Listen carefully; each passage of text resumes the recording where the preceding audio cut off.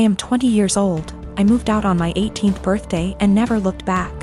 I mostly moved out due to how strict my parents were. When I say strict, I don't mean something like home by 10 p.m. I mean, I wasn't allowed to have friends older than me, even by a few months. I wasn't allowed any guy friends.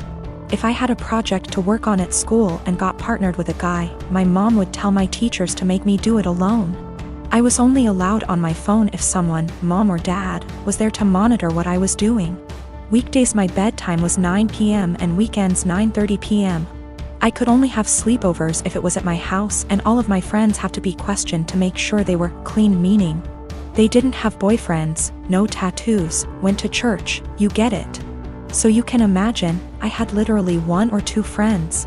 By 18, I didn't have any plans, I just packed my stuff and left.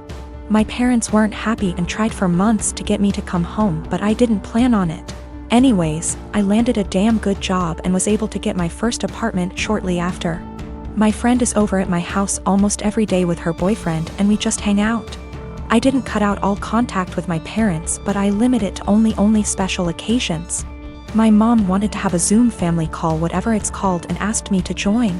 I figured what the hell, I'll join and say hi. As I'm talking to my little cousin, in the background you could see my friend's boyfriend come into the living room area. Everyone's face kind of froze and I didn't think much of it. My mom asked who it was and I told her, and she immediately gets annoyed. She started asking why he was leaving my bedroom, which he didn't. The bathroom is the same way towards the bedroom, so I could see why it would look like he left from my room. She and my dad proceeds to ask me why I have guys at my home, why is he 21 hanging around me? I just turned 20, but yeah, it was like I was 15 again. My mom then insists I have him leave. At this point my friend and her boyfriend hears this and goes like WTF? I didn't know what else to do but laugh. I said, "Are you out of your mind?" and laughed some more. I realized they were serious and said my goodbyes and hung up. Later I started getting messages that my parents are upset I laughed at them, and my family says it's in my best interest to apologize, because I was being an asshole for laughing. I laughed at them then hung up, so I thought it was rudish, especially after being told I was by my aunt as well. I'd feel terrible if I did such a thing, but someone did point out they'll never change their ways, so I think I might have to. You know, I've got no idea how to set boundaries, but I'm sure there's a few articles that can help me with that. I found out from my little cousin that my mom has been asking where I live, so now I'm kind of scared for that. Though not many know my address, if she asked the right people she might find out. I hope not. I, 29F, dated a guy Joe, 30M, for 3 months before he left me to go back to his ex Kim, 30F. Right after we broke up I found out I was pregnant, and now I'm at 24 weeks. I let him know and he was ecstatic. Turns out his girlfriend had fertility issues and would likely never be able to get pregnant naturally, and he has always wanted to be a father. Getting back together was out of the question for both of us, so he's still with his girlfriend. Joe was only allowed at the initial appointment because of COVID-19, and we found out I was having twins. According to Joe, when he told Kim, she had a mental breakdown about her infertility and wanted to talk to me. I met them at their house and Kim stated that she wanted to be involved in my pregnancy because she would eventually be the children's stepmother. She started telling me that I needed to do a home birth, that I needed to formula feed so that they could have the babies half of the week, that she wanted 1 boy and 1 girl, and that she wanted the kid to call her mama since they would be calling me mommy. I shut her down and said I would make the best choices for my children and my body and left. Kim continued to be overbearing and texting me every day about my eating habits, exercise habits, and ing about how her job wouldn't let her take maternity leave. At the virtual genetics counseling appointment, she attended instead of Joe and took over the whole meeting trying to talk about her family history, which wasn't relevant. When it came time for my 20-week level 2 scan, they allowed me 1 guest and Joe suggested I take Kim instead of him, which I refused to do. Joe did end up coming, and he found out the gender because I wanted to keep it a surprise for me so we could throw a gender reveal party. I put a pregnancy announcement on my social media, and then she put up an announcement saying they were expecting twins, the non-traditional way, and how blessed she was. I was irritated, but I kept my mouth shut. Then she threw a gender reveal party and posted it on social media. I wasn't even invited. She also announced that she's having a baby shower. I commented on her posts and told her to stop treating me like a surrogate, that the kids weren't hers, and that Joe didn't have any claim or custody of the kids until they are born. I then called Joe and reiterated all of this and stated that I would not be seeing either of them until we went to family court, and that my mother would be my birthing partner. He and Kim and some of her friends and family are saying I'm an asshole, and her mother even called and insisted I give her one of my babies. Like, this is the parent trap? I'm definitely getting a lawyer ASAP. Y'all have scared the shit out of me, but I'm happy you did. We used condoms because I do not react well to hormonal birth control, and I had to wait to get a non-hormonal IUD because of other medical issues. The Thursday I posted this, I went to the police and they stated that there was nothing they could do because a crime hadn't been committed. In my state, orders of protection are criminal or family, so I was able to get one against Joe. On Friday, I did get a lawyer and they let me know in my state there was nothing I could do as far as custody before the babies are born. So I will be leaving my state soon to ensure that this isn't my baby's home state and I can't be charged with anything.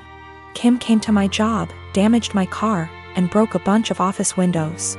I work with kids, so she was arrested for not just the criminal damage and trespassing but also child endangerment, so hopefully that works in my favor.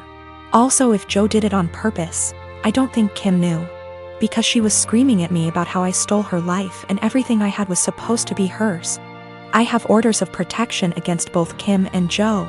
I left the state anyway, and Joe and Kim started harassing me again because there's no legal jurisdiction when you leave the state. But I have enough evidence that I was able to press charges in my current state as well, and will be pursuing a restraining order here. My daughter received a bike from her uncle, my brother, on her 11th birthday. She was over the moon and excited to use it because it was on her wish list for so long. Days ago, I discovered that my husband reached out to my brother to ask for the recipient for the bike and returned it to the store, and kept the money for himself while my daughter was at school. The bike was at home. My daughter and I got home and she started crying after noticing the bike was gone. My husband was home at the time.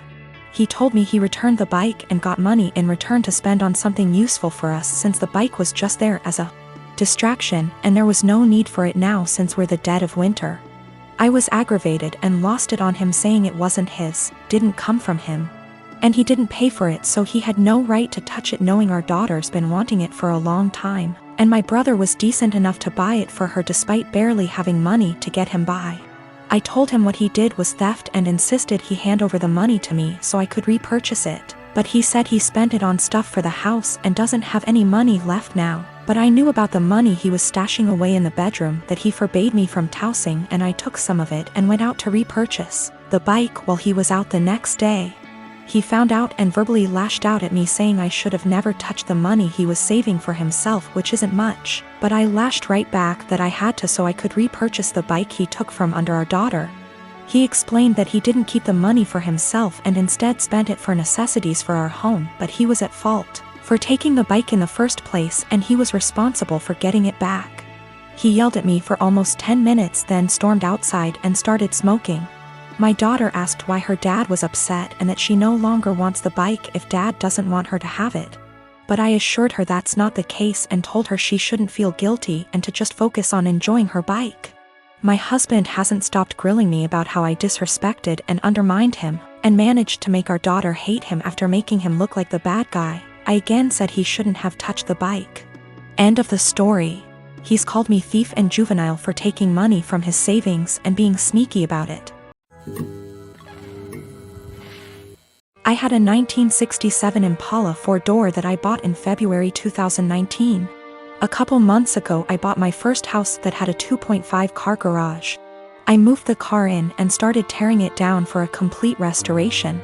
I had the body in one bay and the chassis in another, plus the whole garage filled with parts.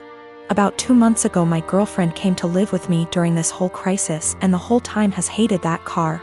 She wants to park in the garage, but I have 2 acres of land with a lot of nice places to park under shady trees, or hell, even in the barn if it has to be inside.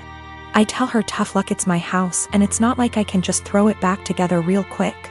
Anyways, I was out of town for a couple days on a business trip for the small local company I work for. When I got back, my girlfriend was all smiles. Making me food all the time, doing all the chores, all that. I thought maybe she just was happy to have me home, but then I realized that I didn't see her car in its usual spot. I asked her where she parked so I could make sure I mow that area and keep it clean, and she said not to worry because she parked in the garage. I asked how and she told me to go check it out. Turns out that while I was gone she hired some people to come over and move everything related to that car, including the drivetrain, body, and chassis and all parts, and take it to the local dump / scrapyard. I was absolutely dumbfounded. I had spent over $11,000 on that car including new parts, services, and the car itself. I told her that I was going to be taking her to court for that and she brushed me off like I was being dramatic. I told her that it's done between us and to pack her things and leave. I admit I was really angry, but I did end up getting a lawyer. And as I have all the receipts for all that money spent and I have her on my house's security cam footage letting the guys in and watching them take it all, I think I can win. Her family and friends are absolutely blowing me up saying it's just a stupid old piece of junk, and that she cannot pay back all that money I spent, and that I should just let it go. But I have been putting all my time, effort, and money into that car for a year and a half now, and god damn it if I am not going to get justice for what she did. I got a call from her mom about 20 minutes ago and she told me that I was ruining her daughter's life over a stupid car. I told her she ruined her own life.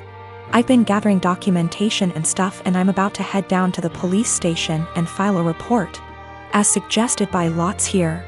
Went to the police station last night, was told to come back in the morning. Just got back and filed an official report against her for grand larceny and grand theft auto. I showed them all the receipts I had for the car and the footage of her letting the guys come and take it, as well as the title for the vehicle in my name. They said they will be in contact with all three parties, me, XGF, and junkyard guys, soon, and they will hopefully be able to recover some or all of the car. Just have to wait now. The junkyard guys apparently were in the middle of hiding it when the police came to ask them questions. It was on a forklift and they were gonna put it on top of a pile of cars that was hidden behind more piles of cars. They said it was theirs and they had the title, but obviously didn't have the title for it, and since they matched the VIN on the chassis and body to the VIN on my title, it was obviously mine. I know at least one person there has been arrested. I think he was in the camera footage I talked about earlier, but if it was the boss or whomever or even his specific charge. They also told me they would be looking into this specific junkyard for any other vehicles reported stolen. They said they haven't been able to get in contact with my ex just yet, but they're working on it. I'm just so glad they found my car. Luckily, I made quite an album of pictures detailing me tearing down the car, and so I can use that to prove what parts they had were mine, so I can hopefully get most or all of it back. Police haven't let me take it back home yet, as they say it is evidence or something, so hopefully I can get it back eventually. Thank you all so much for the support and advice.